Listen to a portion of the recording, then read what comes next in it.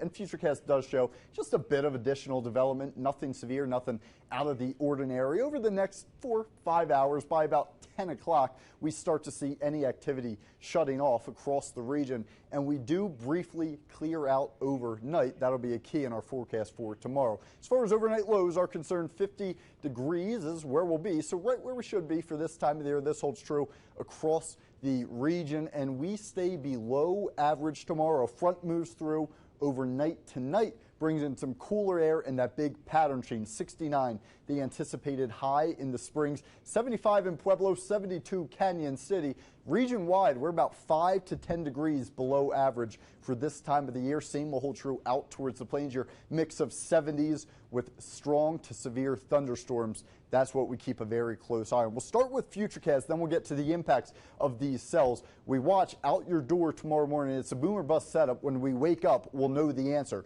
Right now, FUTURECAST does not want to allow that more easterly flow to develop. If it does, we get socked under the clouds. And remember, clouds on a severe potential day limit just how unstable the atmosphere can get. So this run wants to hold that easterly flow until about noon to 2 p.m. That would support severe activity, and that would also support activity beginning to develop by those afternoon hours. At this point, we are favoring some strong to severe cells across I-25, continuing all the way out towards the plains. You can see FUTURECAST right now south of La Junta indicating some of these super cells really lingering around the region. Heavy downpours could be Colorado Springs by about 6 p.m. Both flash flooding as well as these severe storms will be anticipated at this point, lingering into even some of the overnight hours, especially to the northeast portion of the state and out towards the plains. So here's our current thinking right now. Severe storms possible, including the Springs, Pueblo,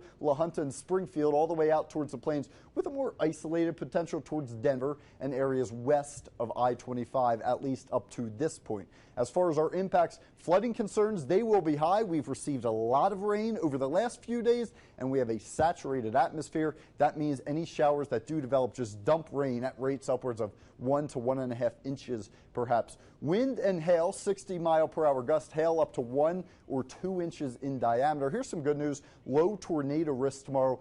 Keep your car in the garage. It's a nice day for that. We have gone ahead. Level 2 out of 5, risk of excessive rainfall. Denver to the Springs, Pueblo, all the way down towards Trinidad. Could be a messy day across I-25. If all else fails and the severe storms don't come to fruition, we're still looking at some very heavy rain. Now, this might be light at the end of the tunnel for some. Look at our rain chances. They really decrease by Wednesday, and we get back to your more monsoonal-like days where the day parts are gorgeous across the region. Your 7-day forecast, it's a wet next few days. By Wednesday, we start to see a decrease in coverage of storms. This holds true for Monument, Woodland Park, as well as really majority of the region, the southeastern portion of the state. Woodland Park, it's chilly, 63 by Monday, back into the 70s by Thursday and Friday. Rain chances, they dwindle by Wednesday. Here in the Springs, we got 3 more wet days, 69 for tomorrow.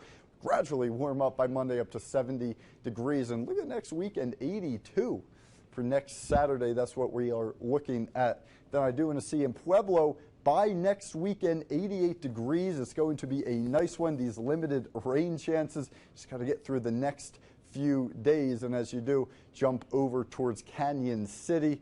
It's a wet one until we get back to the mid-80s by Thursday and Friday of next week. Danny, we got a lot going on in the sports world.